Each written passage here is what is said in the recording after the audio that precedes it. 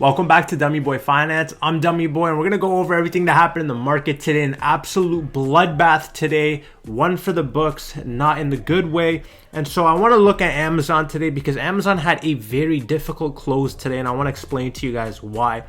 So right now we're looking at Amazon here on the hourly time frame. And you guys know Amazon is one of the biggest stocks.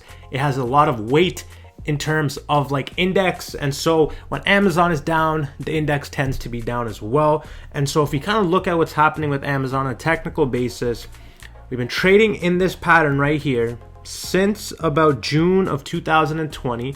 You could see we back tested here, but we broke down, and now we actually are sitting right below our 200-day SMA. And so that is not a good sign, but that actually does present a very nice buying opportunity for Amazon. And so even if the market does continue to correct, Amazon is obviously a company that is not going anywhere, and their growth is just going to get bigger and better.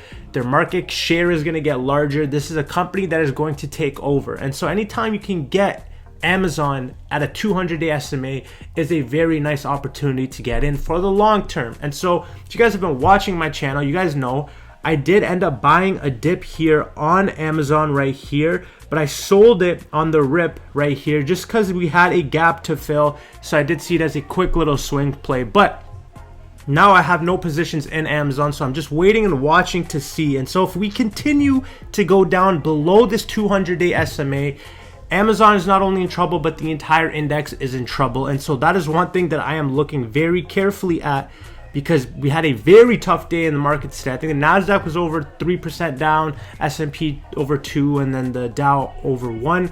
And so just looking at Amazon, it does not look pretty. And so if I look at Amazon, I have to look at Tesla. And again, we're looking at Tesla here on the hourly time frame, and the chart is not as bad here in Tesla. We did have a slight back test of our 100-day SMA here a couple days ago, which I also bought the dip and I sold it on the rip because we did have this gap to fill. But now we are kind of sitting here in no man's land, and I do think there's a lot more downside pressure here for Tesla. And so we are looking for a nice back test here of the $612 range. If we can get a back test off that again, that may be another opportunity for a swing play.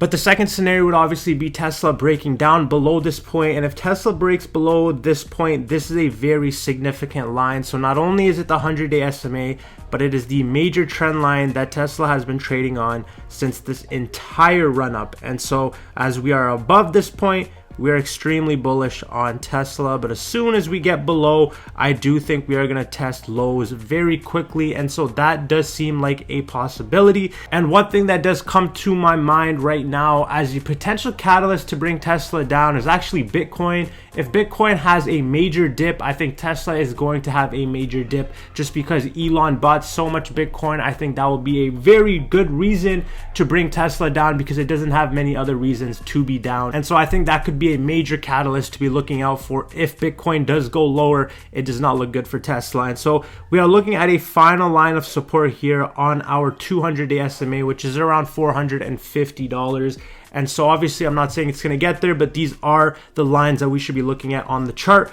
In the short term, just watch this uptrend line. So overall, the markets are looking a little shaky right now. Just remember that Tesla was one of the biggest drivers of this bull run, and Amazon was one of the biggest beneficiaries of this pandemic. So these are the top two companies you should be looking at, and if they're taking a dip, then the overall markets will probably take a dip as well. And so on a technical basis, they are both looking like they are on a downtrend. And so that does not look favorable for the overall markets. And so that is my quick little update here on Amazon and Tesla stock. I just wanted to mention these stocks because they are huge drivers of the market. And I think understanding a technical aspect of these stocks should give a better understanding of the overall markets and what type of direction those are heading in. And so if you guys enjoyed this video, don't forget to like. We are on that road to 10K subs. So if you made it to this point, feel free to hit that subscription button. This is Dummy Boy Finance. I'm Dummy Boy, and I'll see you guys in the next one.